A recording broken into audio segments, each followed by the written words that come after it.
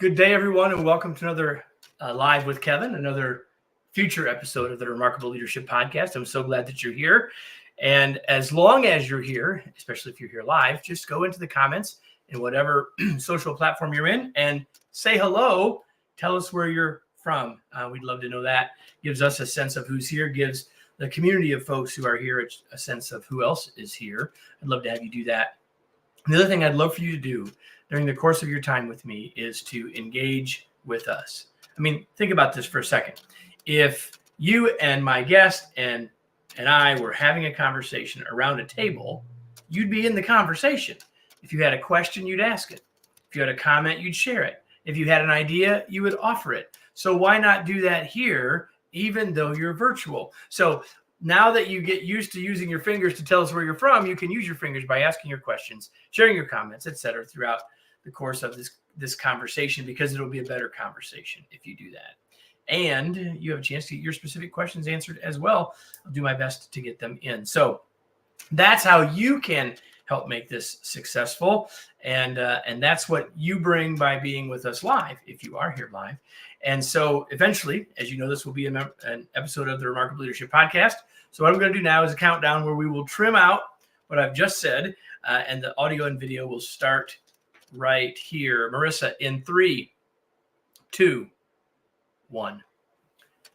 Do you know what your most important activities and most important drivers are for your business? And even if you do, does everyone else on the team know? As leaders, if we want to create the most value in our organizations, we have to have clear answers to those questions. And that's our focus today. Getting that clarity and using it to create better results, the results that matter most. Welcome to the Remarkable Leadership Podcast, where we are helping leaders grow personally and professionally to lead more effectively, make a bigger difference for their teams, organizations, and the world. That's why we're here. I'm assuming that's why you're here. If you're listening to this podcast, you could have been with us live, or in the future, you could be with us live, because all of these episodes are first live streamed on a variety of social media platforms. You can find out when that's happening so you can get this information sooner. In this case, about a month sooner, the live versus when it will be on the podcast. If you want to learn how to do that, you can join our groups at either Facebook or LinkedIn. Just go to remarkablepodcast.com/Facebook or remarkablepodcast.com/LinkedIn to do exactly that. Today's episode is brought to you by our Remarkable Masterclasses. Pick from 13 important life and leadership skills to help you become more effective, productive, and confident while overcoming some of your toughest challenges as a leader. Learn more and sign up at remarkablemasterclass.com. Our guest today is Lee Benson. I'm going to bring him up now so you can see him. And as Lee smiles at you, I'm going to tell you all about him. Lee Benson is a value creation expert with over 30 years of experience in the business world. He is the CEO of Execute to Win, a firm that helps organizations of all sizes accelerate the value they create. Lee began his value creation journey early, pulling weeds for 25 cents an hour. Since then, he has founded and led 7 companies, including Able Aerospace, which he grew from 2 employees to 500 employees and 2,000 customers in 60 countries, and exited that business in 2016. He is a sought-after speaker and author of the new book, Your Most Important Number: Increase Collaboration, Achieve Strategy, Your Strategy, and Execute to Win. He's been featured in publications such as the Wall Street Journal, Forbes, and Inc. Has been interviewed on CNBC and Bloomberg and other major media outlets, including now today on the Remarkable Leadership Podcast. Lee, welcome. So glad that you're here, sir. Kevin, great to be here. Thank you. I want to start kind of the way, I pretty much always, Lee, open with some sort of an introduction of the person. We got a little bit of a sketch of your journey, but I really want you to say a little bit more about your journey. I like to sometimes say to people, when you were 10, you didn't figure you'd be doing what you're doing now. At least probably not exactly. So just give us a little bit of what leads you to in this space. Obviously, you've done a lot of different things. Why this work now? Yeah, it's quite a journey. That's a giant question. But I love talking about starting out. My first experience trading my best efforts for the accumulated best efforts of somebody else, and that was pulling weeds, and then it was shoveling snow and paper outs and dishwasher, busboy, cook. In the 1980s, I played in rock and roll bands, easily over 1,000 nights and clubs and concerts. It's how I made most of my money back then. That was kind of like a business, although I don't really count it as a business. Of the 7 that I've started from scratch myself and controlled, and I just actually starting an 8th company this month with a couple of my friends. First one that I don't have controlling ownership, but it's a 3-way equal partnership. And I just love this. I love this whole value creation journey, and I've been working for decades now on this framework that I call holistic value creation. So it's 3 macro buckets. It's material value creation, which most people fully get that. Hey, it's the money, and it's super important to cultivate that. Also, maybe even more importantly, emotional energy value creation, which I look at as the scarcest commodity on the planet. When our emotional energy is on 10, we can do anything. When it's on 1, you get a flat tire and it ruins your week. And then third, the spiritual value creation bucket, which I look at as connectedness, to ourselves, to our friends, our families. In the context of an organization, it's all the other team members we work with, our suppliers, our customers, and strengthening that. And so I feel like every day I'm on the front lines in this laboratory to promote holistic value creation behaviors out in the world, through the work I do directly with clients, that my team does with clients. I run groups of CEOs in my what I call execute mastermind groups. And it's all about that, is accelerating the value of their organizations through holistic value creation. So it's interesting that you ended there, because that's where I wanted to go next. Is you used this phrase. I used it in the intro, and you used it like 7 times already. You said that you're an expert at value creation. So let's just start there. Let's start with what you've talked about three different types of it just now. Was there anything more you want to say about what you specifically mean by creating value first? Let's do that first. Yeah, creating value in the world, I believe it feels right when it's holistic. And, most people, again, think about the material piece of it. There's a lot of virtue signaling going on in the world saying, hey, it can't be just about the money and it's all this other stuff. But when you look at most people's behaviors and actions and decisions, it's 90% around the money. And what I'm advocating for in this framework is that it's really important to keep it in balance. And that balance is going to be different for each individual, each organization.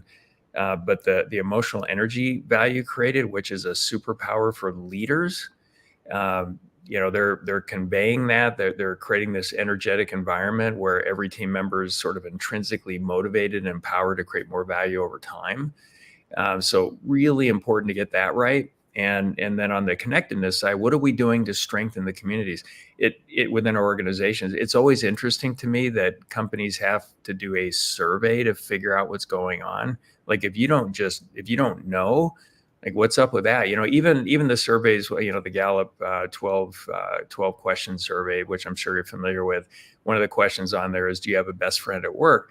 If it came back and it said, hey, we don't have very many best friends made at work, what do we start a best friends program? It's like, it's so crazy to me. And I think it's because they're primarily focusing on cultivating material value creation, which is super important. But when they don't cultivate the other two, it diminishes the potential of the material value creation. And one thing I'd like to say, because you use the word expert, and one thing I hope for myself and almost everybody I know and care about is that they never become experts. Because most experts I run into these days, they stop learning, and more importantly, they stop listening. And when I look at your book, Remarkable Leadership, and you talk about unleashing, potential and 13 competencies in there, you're starting with learn continuously, right? And so that's like, you have to be on the front line learning. And a lot of the experts go on the speaking tour and they couldn't do the thing they're talking about to save themselves. And so I think we all need to keep learning. That's the first thing in your book and foundational to me. And that's why I'm on the front lines with my clients and companies I'm invested in every single day. So the title of the book is Your Most Important Number. And so let's just talk about that. what do you? I guess in some ways it's kind of self-explanatory. Well, we need to have a most important number, Lee. What do you mean by that? What does that look like? And then perhaps how do we find it? Yeah. So this concept of the MIND methodology, which stands for most important number in drivers, and that's right out of my book, Your Most Important Number, that you mentioned. Thank you. And it's an operating methodology to continually and responsibly increase the value of any organization. In the for-profit world, what's the one number for the entire organization that represents the value of it and will drive the majority of the right behaviors? So if it's for profit, it's going to be some version of profit or cash flow that happens to be capital intensive. For example, if in your industry, a typical way of valuing your organization is a multiple of EBITDA, then great. Then that would be your most important number. And then everything else is subordinate to it. Culture, everything would be in there. And then the way this MIND methodology works is you have a most important number at the top of the organization, and then every function, department, team will have their own most important number that does those two things. It's representative of the value that team was designed to create, and it drives the majority of the right behaviors. And then you can cascade that out as far as you want, whether you've got one team, 10 teams, hundreds of teams, or thousands of teams. Now you're at this place where you can see instantly whether they're winning or losing with their most important number. Where did they start? Where are they going? Where are they at any point in time? And then the next question is, what's the best work you're doing to achieve your most important number goal? Now, they'll all be measuring other things. There could be 5 things, 20 things, whatever it is. But the rule in this methodology is that you're only measuring it, but it helps you make better decisions to increase the value your team creates, i.e. your most important number. And then drivers are categories of work that are going to be unique to each team, that are evergreen, and they should be continually improving how they leverage those categories of work to improve their most important number. So I think a big part of doing your job is continuous improvement. And you talk about that in your book as well. I think this is such an easy, simple, elegant way to run at it. And what I've found, Kevin, and I'd love your take on this too, is I've never seen traditional goal setting stand the test of time. It looks good on paper. Like everybody's got their goals, set your goal, 3 goals a quarter, get it approved by your manager, rinse and repeat. When I audit goals inside organizations, with 0 exceptions so far, 90+% of them are just not very thoughtful. Again, it looks good on paper. Let's get full goal alignment all the way down.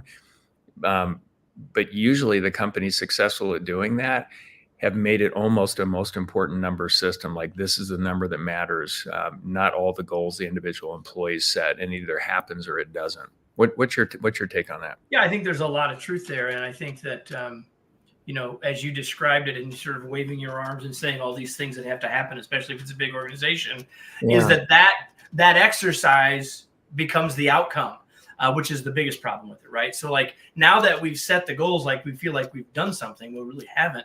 We've only set the table for something. But because we feel like we've now done something, then nothing happens for 9 months if it's an annual goal, or for 2.5 months if it's a quarterly goal. And so I think you're exactly right. So I'd like us to talk a little bit more about the drivers. So most important number, MIND, drivers. So how I'm a leader in the middle of an organization. Right? Okay. I'm not the CEO. I'm not the founder. I'm not you or me. I'm a leader in the middle of an organization. How do I identify? And let's say that I have my most important number. Or because this might be new to me today, I have a clue about where I want that to be. Give me some advice about setting those drivers, and give me some examples of what they might be. Well, foundationally, we should start with the most important number and how to design it. And one of the examples I talk about in the book, which is one just about everybody will understand and get, is the most important number for HR. And when I start working with HR leaders, and these can be smaller companies or large companies with thousands of employees, and we'll start the conversation because the team should come up with the most important number that they're going to be rallying around, if you will. So with that, what would the most important number be for HR? And they always start with, well, it's got to be retention or engagement. So, okay, now remember, a most important number has to also drive the majority of the right behavior. So let's play with these scenarios and let's make it retention. And you hire me to run HR. We're 3 years down the road. I kept 97% of everybody. Retention off the charts. Nobody's ever done this. Never mind that 60% of the people can't do what we hired them to do. We kept them. So I did not drive the majority of the right behaviors. A better, most important number for HR would be percentage of seats filled with capable people. And then how do you define that? Well, here's a clearly defined role, 2 to 4 measurable outcomes that that person fitting, in that role will be responsible for achieving, and a list of capabilities that they need to have a shot at actually achieving those outcomes. So anybody that's meeting or overdriving outcomes is capable. Anybody under that, they're not in that particular seat. And the value of that to the organization goes higher and higher as you climb the food chain to the top, right? So that now we're driving the right behaviors. We're recruiting better, we're onboarding better, we're training better, we're giving leaders better tools, and all of it. Go right down the line. Go to finance. What would their most important number be? I think generally it should be cash flow. And when I rate how they're doing, let's dig into a couple of drivers. So we want to get all the right information out in a timely way, and it's got to be accurate. So that would be a driver. It's their machine for operationalizing, doing that really well. Now, a lot of these finance leaders, they'll put together amazing reports. I'll go in and work with a client, and I'll see, wow, it took me 4 hours to go through all this monthly reporting you put out, but it's amazing, and I'm good at connecting dots, and here's what I would do with it. Then I go to the senior leadership team, and I ask, how are you using this information coming out of finance to help you make better decisions to increase the value of the organization? And over 90% of the time, I get nothing. Like, I see what we did. This is what's left over. I'm doing my job. So there has to be a driver in there for education, but not in the sense of here's how you read an income statement or a detailed trial balance. It's got to be helping leaders at every level in the organization discover the 3, 4, 5, maybe 6 numbers that are most impactful to them that they can use to make decisions to increase cash flow in the organization. So we're discovering it together and educating them on how to play this great game of business, if you will. So that's how you start thinking about drivers. What are the categories of work that are evergreen? There's no end to how well you can do it that you want to leverage in there. And every team's going to be different. So first and foremost, collaborating what that number is, and then come up with those evergreen categories of work. And we can get into how to put in strategic initiatives, if you will, if you want to talk about that as well. Does that answer your question, Kevin? Yeah, we can. But I'm going to go back to what you're just saying about the wonderful, beautiful, fabulous report, right? And so along with what you've just said, right? If the C-suite or the consumer of the customer of that report doesn't have a good way to use it or to consume it or to use it to solve their problems, then it isn't so beautiful in and of itself, right? So there's all of the piece you talked about part of my role, if I'm in finance, is to help other people use that. But I got to make sure that I'm delivering what they really need too. And so that what you've described, that ongoing conversation, I think is critical to the whole piece. So talk about, as you just said, a little bit more about the strategic initiative piece and how that would connect, because people are listening to this and saying, Lee, this makes a lot of sense. And I'm talking with Lee Benson, the author of Your Most Important Number. I'm going to make sure you get a copy, and we'll tell you how to do that before we're done. But a lot of people are hearing this and saying, I got to see how I can start to incorporate some of this stuff in with what I'm already doing. And they're thinking about strategic initiatives. So how does that fit into this, Lee? Yeah. It's super important. Let me get to one more foundational thing as I'm listening to you kind of describe this that I think would be helpful. Philosophically, the CEO's job, in my opinion, is to continually and responsibly increase the value of their organization. That's their job. All right. So by proxy, everybody on the senior leadership team, that's their collective job to be able to do that. Now, when you look at every leader in the organization, they should have a really good answer to, hey, how do you create value for this organization? And if they give you a job description, you missed a big opportunity. But if they say, well, here's how I create value. This is my team's most important number. This is why we selected it, why it drives the majority of the right behaviors. And this is the best work that we're doing to improve it. And here's my team. These are all the roles, the outcomes they're responsible for. I got it. That's incredible, right? So I think it's fair that we expect, and we should design, especially as CEOs of our organizations, the roles for all the leaders, so they're so clear on how we create value and how to describe that. And if I'm a non-supervisory team member and they ask me the question, well, hey, how do you create value for the organization? Well, I'm on this team. Kevin leads it. This is our most important number. Here's where we're at. We're a little bit ahead of plan at this point. We're halfway through the year. This is my role. These are my 2 outcomes I'm responsible for. The best work that I'm doing to help my team create more value for the organization. When we improve our most important number, it improves the next one up all the way to the top and accretes to more value as an organization. Everything's better, from job security, surviving recessions, all that kind of stuff. So that Kevin, is I think what we're looking for, that people are really clear on that. And so part of doing the job would be everybody's improving all the time. You're constantly doing that. That's just part of your job on top of your role. Now we want to make step changes in our results. And so we have planning or strategy sessions. And my definition of a strategic initiative would be anything new or different enough that would cause, once we put it in place, activate it, et cetera, to create a step change in our results. And when I get strategic planning decks from clients, when I go into work with them, especially the bigger ones, last year, one small, big one, around $1 billion, one at $60 billion. And I see over 100 strategic initiatives. It's like, okay, well, that's interesting. Here's how many they got. 0. They got 0. They got 100, right? Well, yes. And for so many reasons, you're completely right on there. So I scour through it and I come back and say, okay, I've looked at it. And in all our initial discussions, there's literally only, even the biggest one I worked with last year, a $60 billion market cap, there were 4 things that created over 80% of the value for the entire organization. And I said, out of these 100 plus strategic initiatives, here's about 20 that fit into those 4 categories, and they're new and different things. All the rest of them are going in the category of please do your job. So great, let's for sure do that. Now let's look at the committees and people responsible for these strategic initiatives.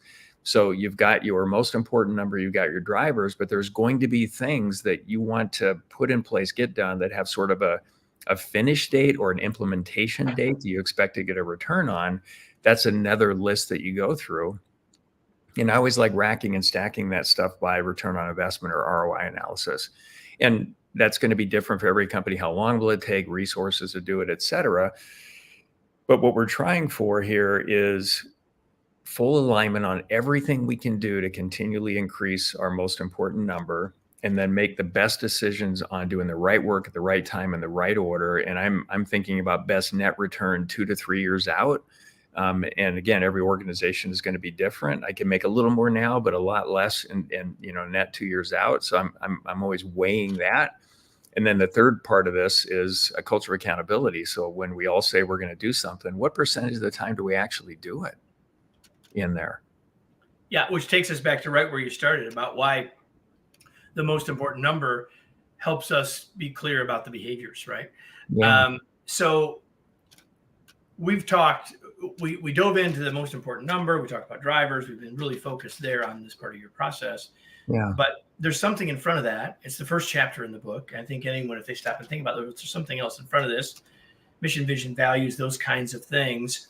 And lots of people talk about those things, and there's a lot of really useful things. You got a lot of great stuff in the book. But there's something in the book that you described that I thought was really good and really clever.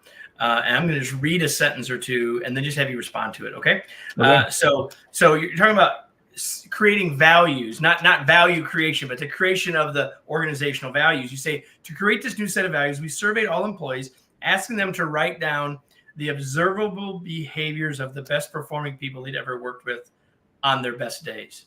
And you use that to coalesce and to come up with organizational values. Just talk about that. How did you come to that? Maybe any insights? I'm sure you used it more than just in the example at Able Aerospace. Talk about that for a sec. Yeah, I've gone through this exercise a number of times. We created, going in the Wayback Machine, so 98-ish, 97, 98, we created a list of values and other alignment tools, a mission and a vision and that kind of stuff. Why? Well, that's what companies do. Okay, so we're doing this because that's what companies do. Wrong reason to do anything. And we got the mission right, right enough, but we did tweak it. And what I realized when I put the values out there, and the top value was integrity, and we had it on posters all over the facility. At the time, I think it was probably 99-ish, I asked 10 of our 70 employees, how are you applying integrity to make the organization measurably better? And I got 10 really crazy answers that told me, wow, we've wasted a lot of time here. We've got a lot of expensive wallpaper. And then I thought about it for 2 seconds. I said, well, gosh, everything we do should be done at least with the intent of making the organization measurably better. Everything else is a waste of time and resources. So what are we trying to accomplish with this? And our alignment tools should pass that test. So I wanted to create the conditions where at any point in time, 90% of our employees, or 50% plus for sure of our employees, are behaving, leading, and performing better than the top 10% at our strongest, most admired competitors. That's what we want. So how can we give everybody sort of a guide to what that would look like? And that's when I went out and said, hey, I need your help. We're going to get rid of values completely, and we're going to go into behaviors because it's more observable, measurable, et cetera. And we had 68 of our team members respond to the survey. I remember because it was such a high percentage. And there was a huge list, but it all distilled down to 6 that stood the test of time. And the first one that kind of goes to integrity was high-performing team members throughout Able Engineering at that time do what they say they will. It's observable, right? Or they're fully engaged and participate within the team. They present and pursue permanent solutions as opposed to dwelling on problems. They're respectful, honest, and straightforward. They treat company resources as their own. I'll remember these along with the leadership traits and the vision and the mission and the quality policy as long as I'm here walking the earth, because every 6 months, every employee came up with one example of how they applied each of the alignment tools to make the organization measurably better. And they would even take a shot at the ROI. Well, how did it improve customer experience, internal or external? How did it improve profitability or cash flow? And when they write that stuff down, even when it's completely off base, remarkable, right? We know that. We know right where to start developing them. This is incredible. And like your guest Vikram recently on the show, you develop everybody all the time. They're on the bus. You develop them. In there. And that was always my philosophy. If they're here, we're developing it. We make a choice to do something else, and let's help them on their journey to a different or better culture for them. So that's how we thought about it. And these can't be marketing slogans. They can't be wallpaper. It has to be something we can sink our teeth into. And most importantly, for the folks listening in here, have a reason for doing it before you even develop it. For example, our mission statement, to kind of close this out, I wanted to tell our customers in a compelling way why they should do business with us, and tell every employee why they get a paycheck. Because if we don't do this well every day, we don't get paychecks. Right? To me, that's the dual purpose and the dual test of your mission, right? If those two things are, if it's compelling and attractive to customers and clarifying and meaningful for your team, then you've really got something. It may not be the one that you need or want ultimately, but if you got those two things, you got something powerful and useful. Yeah. I want to shift gears before we finish, Lee. I've got just a couple other things for us before we finish. I always ask this question, and I don't always know the answer, but in this case, I think I do, or at least I have a pretty good guess. So the question is, what do you do for fun? I think it's behind you. Well, I'm in my music studio. I have a newly recently formed sort of band here. We're halfway through recording for an album, having a lot of fun with that. And I love to exercise, go out hiking virtually every day, listen to books. Awesome. Well, since we're talking about books, and in the longer bio that you sent me that was more than I shared with everybody earlier, you'd mentioned as well that you like to read. What's something you're reading now or that you've read recently? So Laura Dodsworth wrote a book called Free Your Mind, and really interesting. Like the most powerful line out of that book, and I'm just finishing it up right now: control your mind or somebody else will. And I like that. And there's a lot of sort of antidotes in there, or skills or tactics to make sure that you keep control of your critical thinking and where you want to go, and have the right filters. And for example, my filter is value creation. Will this create value in the world? Yes or no? Holistic value in all three categories. I love that. Before we go, the question you've most wanted me to ask, I suppose, probably is, how can we learn more about your work? We've been talking about the book, which is at the core of much of your work, but where can we learn more about the work? Where do you want to point people? How can people reach you? What do you want to say? Yeah, please go to our website, which is etw.com. You can find the book, Your Most Important Number, there, or in any one of 40,000 channels. That's about operationalizing value creation in organizations. And there's another book I wrote called Value Creation Kid, The Healthy Struggles Your Children Need to Succeed. And that's about operationalizing value creation within the family. So excited about that. Awesome. So thank you for that. And again, everybody, etw.com. We'll have links to those things in the show notes, as always. Before we finish, everyone, though, I have a question for all of you who are listening, whether it's live or whether it's later. And that is the question I ask you every single week, which is, now what? What action are you going to take as a result of this conversation? I'm confident that you have some new ways to think about value creation. Maybe the idea that you most want to take action on is the idea of holistic value creation. Maybe you have some new thoughts about how you ought to be filtering and considering your strategic initiatives. Maybe you are reframing how you think about some of the work. Whatever it might be, my hope is that you don't just sort of soak this in, but rather you take action. Because unless you take action on what we got, no new value, to use Lee's words, will be created. So I hope that you will do that. And Lee, thanks again for being here. It was a pleasure to have you. Thank you, Kevin. I enjoyed this conversation. And everybody, if you enjoyed it, then tell somebody else. And if this is your first time, make sure you subscribe wherever it is that you get your podcasts, so you don't miss next week's, because there's always a next week, and there's always a next episode of the Remarkable Leadership Podcast. Thanks, everybody.